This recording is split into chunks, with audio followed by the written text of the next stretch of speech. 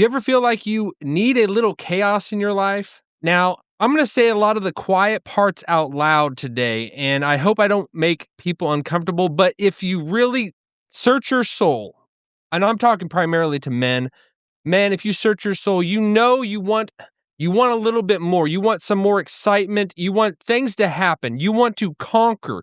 You want conquest. We want to take this world and we want to own it.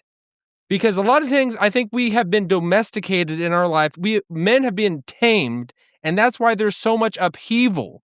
It lashes out in ways that we might not necessarily be beneficial, might not be good for the world. But if we can harness this energy that we have and we do it for constructive ways, I think we can get a lot more done, and I think it can satisfy that warrior instinct that every man has in their soul. We're going to take a look at this conversation on trigonometry. Jeremy Boring was on there, and they got into a lot of the things that we see on the internet. If it bleeds, it leads. Making people upset and getting their anger, those juices flowing is what drives clicks. It drives engagement. But is it the best way forward? Stirring people up to be angry while offering no practical solutions is a perfectly good game plan if what you're trying to do is make money, build a platform, make a bigger audience for yourself, etc. Is there a constructive vision behind all of this, or is it more of just a destructive force at this point? Again, I just wouldn't conflate the two categories. The grift industrial complex and the people who belong to that category probably don't care about the political outcome. They, if you want it to burn down, some people have that and this is where it becomes a grift industrial complex, like he describes. People get on the internet, and whatever is driving engagement, I'm going to go that way, even if I don't really believe it. I'm going to go that way because I know it's going to stir people up, make them pissed off, get them angry. So that, but it's not even something I really believe, and a lot of people are falling into this. You say whatever's bad for the world is good for the bottom line. Whatever's bad for the world is good for the subscriber count. Whatever's bad for the world is good for my engagement. The people engaged in the political project that I suggested, they do have a constructive vision. I'm using constructive here in definitionally, not connotatively. I don't think that it's constructive. I think it's a bad vision.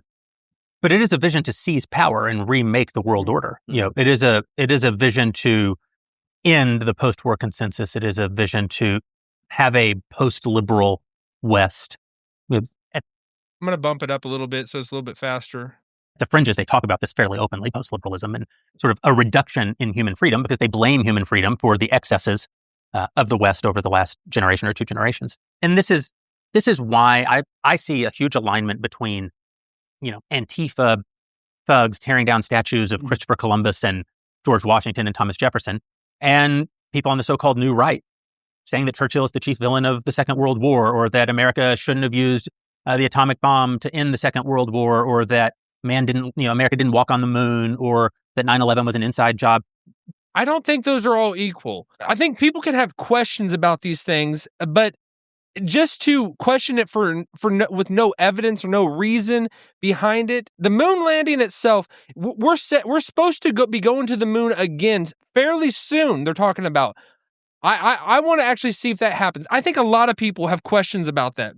It's like the old school versus the new school, and there's a lot of blend there. But there is really a reasonable point of view to not think we went to the moon. And it's not that you're dissing America or saying America's not good or the top dog. It's just you have some questions about it. Like what was actually happening on, but I don't want to go down that road right now.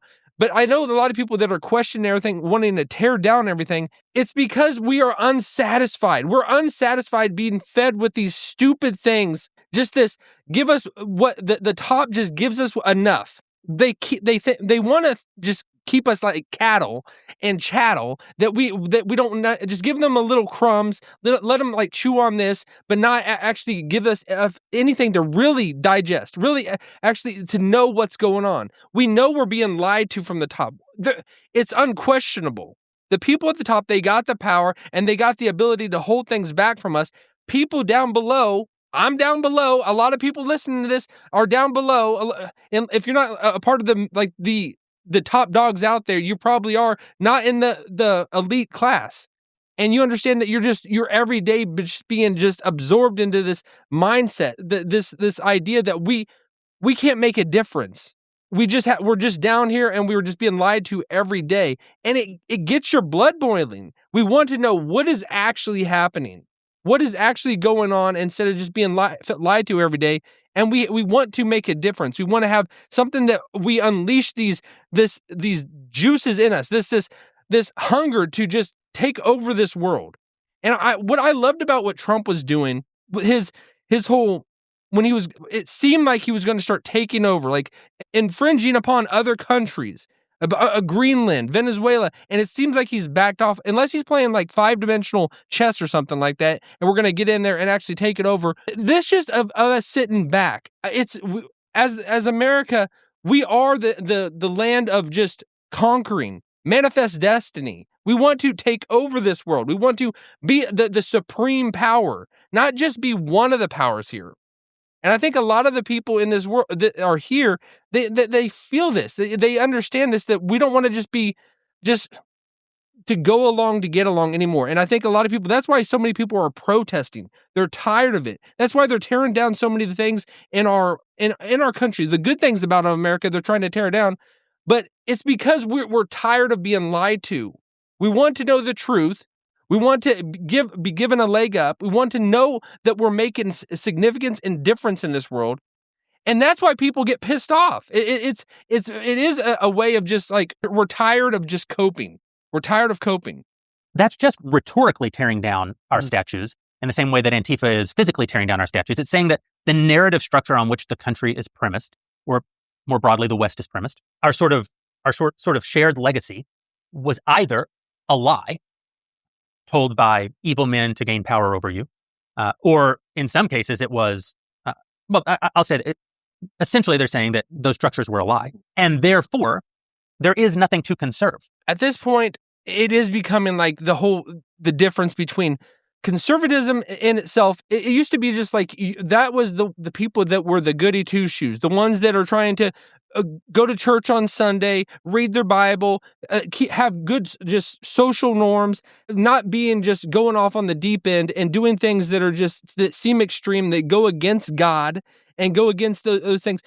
But we've gotten to the point where it's no longer like, what are we trying to keep? What are we trying to restrain? Why are we trying to just keep these values when everything's inside of it? There's nothing good. There's a lot of the things that have just grown up in America that we're just being like suffocated with. It's no longer the good that we were raised and taught to believe. We have questions about everything. We want something to be different, and we want to take over this world. I'm being serious when I say this. Like this whole mindset. I know where we got into like everybody has a sovereign nation, everything like that, whatever, but America it's the best way of life. It is our home. It's our homeland. It's what we want. Like, I'm just thinking of it like, we need to seriously try to expand this empire, grow this empire. And maybe that's not politically correct to say, but and like, oh, we don't want to send our men to war. We don't want to send guys to or our soldiers to war. Obviously, we don't want people dying, but we want to take over. We want to dominate. We want to put our hand on this world and show our dominance. And it's like to say that, our soldiers, they don't want to go, they don't want to shoot their guns, they don't want to go into battle or anything like that. They signed up for their weapons. That's why they're there. You don't think the guys that were dropped in to go in and get Maduro, they weren't having the time of their life? Those guys that are going in there and just executing and with precision and taking out that dictator weren't having the time of their life. That is what being a warrior and being a man is all about. That would be the guy's dream. So, and like, that is what America should be. We should exert our control over this world. It's no longer just, let's just be pacified and just take it what it is and just buy this stupid lie that we're being given every day.